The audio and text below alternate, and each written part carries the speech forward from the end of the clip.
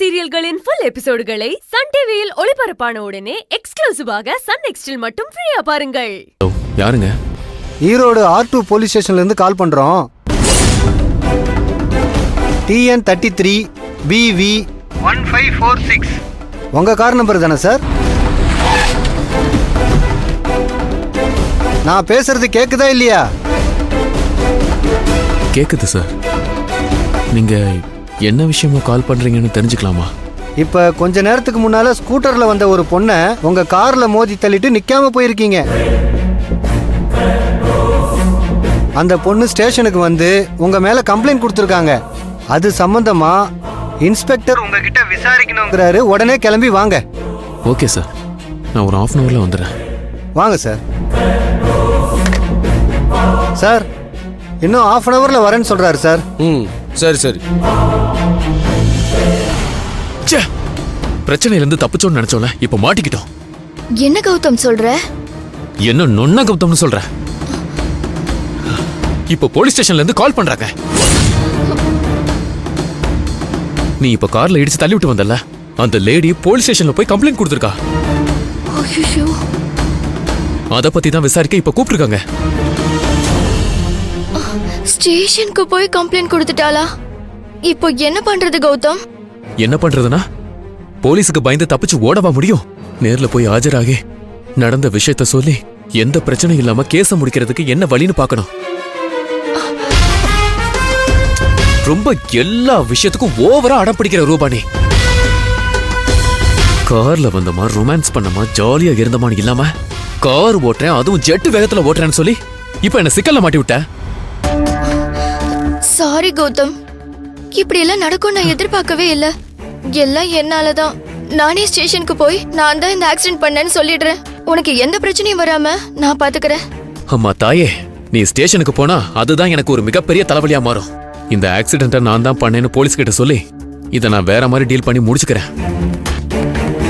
இதுக்குள்ள நீ இன்டர்ஃபியர் ஆகாம கொஞ்சம் விலகே இரு, ஓகேவா? சரி கௌதம். ரொமான்ஸ் பண்ற மூடையே ஸ்பாயில் பண்ணிட்டேடி பாவி.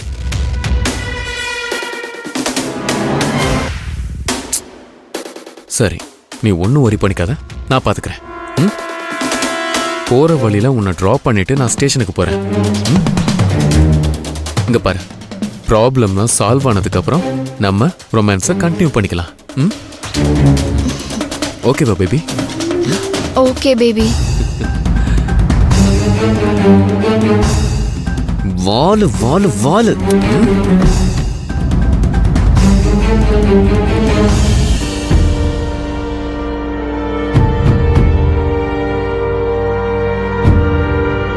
என்ன சார், நான் கம்ப்ளைண்ட் கொடுத்து எவ்வளவு நேரம் ஆச்சு, இன்னும் அவங்க வரவே இல்லையே. கணேசன், ஏங்க நீங்களும் பார்த்துட்டு தானே இருந்தீங்க நான் ஃபோன் பண்றப்ப? இன்னும் ஒரு அரை மணி நேரத்துல வந்துடுறேன்னு சொன்னாரே. 1 மணி நேரம் ஆச்சு சார், இன்னும் அவங்க வரலங்கிறது எனக்கு சந்தேகமா இருக்கு. அப்படியே எஸ்கேப் ஆகி போயிருப்பாங்களோ? அப்படிலாம் என்கிட்ட எஸ்கேப் ஆகி போக முடியாது. அவனோட அட்ரஸ் டீட்டெயிலாம் எங்ககிட்ட இருக்கு. நேரா வீட்டிலே போய் தூக்கிடுவோம். குற்றவாளி யாரா இருந்தாலும் நாங்க தப்பிக்க விட மாட்டோம்.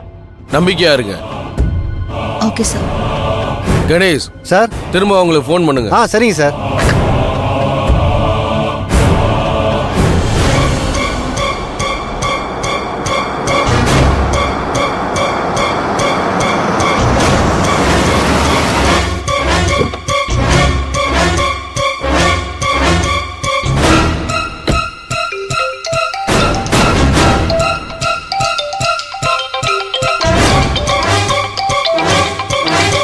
ஸ்டேஷன்ல இருந்து தான் கால் பண்றீங்களா?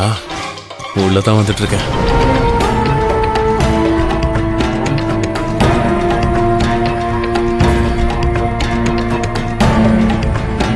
சார், கார் ஆக்சிடென்ட் பண்ணவருக்கு தானே ஃபோன் பண்ணிட்டு இருக்கீங்க? ஆமா சார். அது நான் தான் சார். ஐயாவை பாருங்க. TN 33 BV 1546 அந்த காரோட ஓனர் நீங்க தானே? ஆமா சார், நான் தான். இவங்க 2 வீலர்ல வந்துகிட்டு இருந்தப்ப உங்க கார்ல மோதி கீழே தள்ளிட்டு கண்டுக்காம போயிருக்கீங்க. அது எவ்வளவு பெரிய அஃபென்ஸ் தெரியுமா? இல்ல சார், நான் வேணும்னே இடிக்கல. எதிர்பாராத விதமா நடந்த ஆக்சிடென்ட் தான் சார். சார், இவருக்கும் அந்த ஆக்சிடென்ட்டுக்கும் சம்பந்தமே இல்ல. ஒரு பொண்ணு தான் வேகமா கார் ஓட்டிட்டு வந்து என் மேல இடிச்சாங்க. இவர் கிடையாது சார். மேடம், டோல்கேட்டுக்கு பக்கத்துல உங்க டூ வீலர்ல காரை இடிச்சது நான் தான். ஃபோன் பேசிக்கிட்டே டிரைவ் பண்ணிக்கிட்டு வந்ததுல கவனிக்காம உங்க வண்டியை இடிச்சிட்டேன். I am very sorry. நீங்க கிடையாதுங்க. நீங்க எதுக்கு என்கிட்ட சாரி கேட்கணும்? அந்த பொண்ணு தான் குற்றவாளி. அந்த பொண்ணு இங்க வரணும் சார்.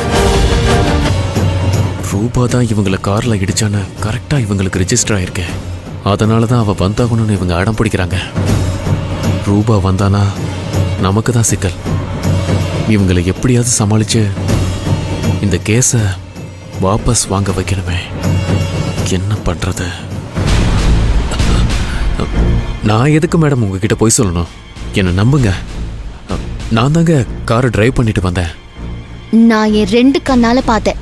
ஒரு பொண்ணு தான் காரை ஓட்டிட்டு வந்தாங்க. அவங்கள நீங்க காப்பாத்தணுங்கிறதுக்காக அந்த பழியை நீங்க ஏத்துக்கிறீங்க. யார் சார் அவங்க? உங்க வைஃபா இல்ல கேர்ள் ஃப்ரெண்டா?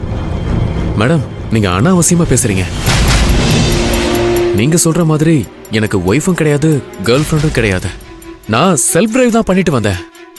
அப்ப எனக்கு இருந்த கவனக்குறைவுல தெரியாம உங்க டூ வீலர்ல இடிச்சிட்டேங்க. That's all. சார், இவர் பொய் சொல்றாரு சார். நான் பார்த்தப்ப அந்த காரோட டிரைவர் சீட்ல ஒரு பொண்ணு தான் உட்கார்ந்து இருந்தது. பயங்கர ஸ்பீடா ஓட்டிட்டு வந்தாங்க. கார் வர வேகம் சரியில்லையேன்னு எனக்கு தெரிஞ்சதும் உஷாரா என் வண்டியை நான் டக்குன்னு இந்த பக்கம் திருப்பிட்டேன். நல்ல வேளை கண்ணாடி உடைஞ்சதோட போச்சு. இல்லனா ஏன் மேல மோதி உயிர் போற அளவுக்கு ஆக்சிடென்ட் நடந்திருந்தா அதுக்கு யார் சார் பொறுப்பேத்துப்பாங்க? ஏங்க, அதான் உங்களுக்கு ஒன்றும் ஆகலல்ல, நல்லா தானே இருக்கீங்க. அப்படியே நடக்காததை பத்தியெல்லாம் யோசிக்கிறீங்க.